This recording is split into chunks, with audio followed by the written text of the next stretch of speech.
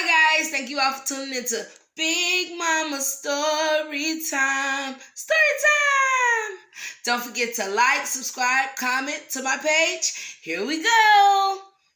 Hi guys, thank you all for tuning into Big Mama Story Time on today. Today I will be reading to you guys the Twiddlebugs Dreamhouse. Alright, by Pat Tornborg.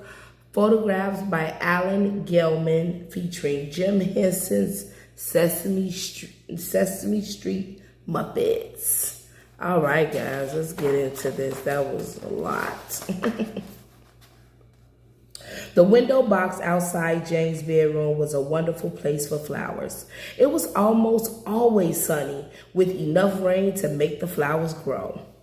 Mr. and Mrs. McTwiddle thought it was also a wonderful place for young Twiddlebugs. Every day while their parents tended the little garden, Tessie and Tiny played leap bug among the flowers. Each night, as the McTwiddles nestled into their cozy matchbox beds, Tiny asked, "What's inside the big house behind our window box?" Mr. McTwiddle always answered, "Nothing that will interest you, Tiny. Isn't it pleasant to be as snug as a bug in a rug here in our little cookie garden?" And they all agreed that it was. Each day at breakfast, Tessie asked, "What's inside the big house behind our window box?" Mrs. McTwiddle always answered, "Nothing that will interest you, Tessie. Isn't it nice to be safe and cozy here in our own little cookie garden?" And they all agreed that it was. Sounds like Tessie want to go out. One Sunday morning, Tessie said to Tiny, "I want to see for myself what's inside the big house." And since Tiny wanted to do everything Tessie did, they both flew up to the windowsill. "Oh, look," Tessie cried as they peered through the window and saw a dollhouse. "That beautiful house must be meant for Twiddlebugs. It's just our size." They flew through a crack at the top of the window to take a closer look. Hey, curiosity killed the cat, child. Don't do it. Don't do it. "Oh, look at those soft armchairs," cried Tiny. "They're not like those hard corks we sit on. And I bet the beds are more comfy than matchboxes," said Tessie. "I want to live here." Be careful what you ask for, Tessie. Tiny and Tessie talked and dreamed of nothing but living in the fine house. That night at bedtime, Mr. McTwiddle said, "Isn't it pleasant to be as snug as a bug in a rug here in our own little cookie garden?" Only Mrs. McTwiddle agreed that it was. Yeah, because they acting like they want to be in the house. Tiny and Tessie coaxed and pleaded until at last Mr. and Mrs. McTwiddle gave in. The family packed up a few things and moved to the dollhouse. "You were right, children," said Mr. McTwiddle. "What a comfortable chair." "Whoopee!" called Tiny from the bathroom. "Now Rubber Ducky and I can take a bubble bath in a real bathtub." "This is a Twiddle dream come true," said Mrs. McTwiddle as she tucked Tessie in, and they all agreed that it was. Next morning, after the McTwiddles had gone back to the window box to tend their garden, the little girl who lived in the big house came to play with her dollhouse. "The beds will look better downstairs," Jane said to herself, "and the armchairs will look better upstairs." And she moved all the furniture around.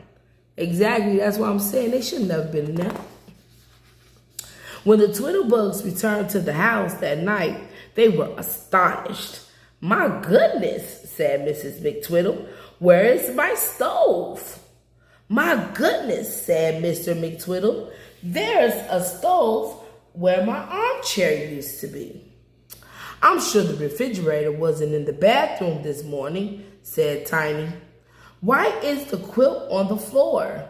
wondered Tessie. This is very mysterious, said Mr. McTwiddle, but the McTwiddles stayed on in the new house. The next day, while the McTwiddles were away, Jane's friend Sally came over for a tea party. Let's move the dollhouse out of the way, said Jane. Try to be careful so nothing falls out.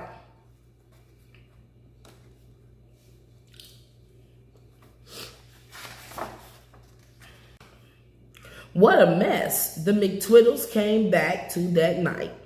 Nothing like this ever happened in our old cookie garden, wailed Mrs. McTwiddle. Tessie started to cry.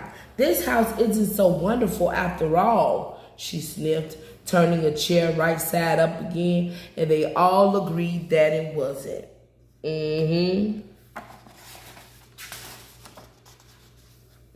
When everything was back in place, the exhausted Twiddlebugs went right to bed, but Mr. McTwiddle couldn't sleep. He had a feeling that something awful was about to happen. Suddenly, a fat, furry leg darted into the window. Then a fat, furry paw landed right on him. Eek! He screamed. There's a monster trying to get in. Whole cat trying to get in there now. Oh no, shrieked Mrs. McTwiddle. This house isn't safe. I want to go home, cried Tessie. Me too, said Tiny. We're going back to the window box where we belong, said Mr. McTwiddle. They quickly packed up their things, as y'all should have. In 2 flicks of a Twiddlebug's wings, the McTwiddles were back in their old home. They hopped into their matchbox beds and pulled the covers up tight. Now, said Mr. McTwiddle, isn't it nice to be snug as a bug in a rug in our own cozy cookie garden? And this time, they all agreed that it was. I know that's right. Sure, because you don't want nobody coming in and out of your house without your permission, not knowing what's being moved and stuff. You don't want your stuff being touched. All right, guys, that is all. That was the Twiddlebugs Dreamhouse. I hope you guys like this book. Thank you all for tuning in to Big Mama Storytime. Please don't forget to like, share, comment, and subscribe to my page if you haven't done so already. All right, guys, bye.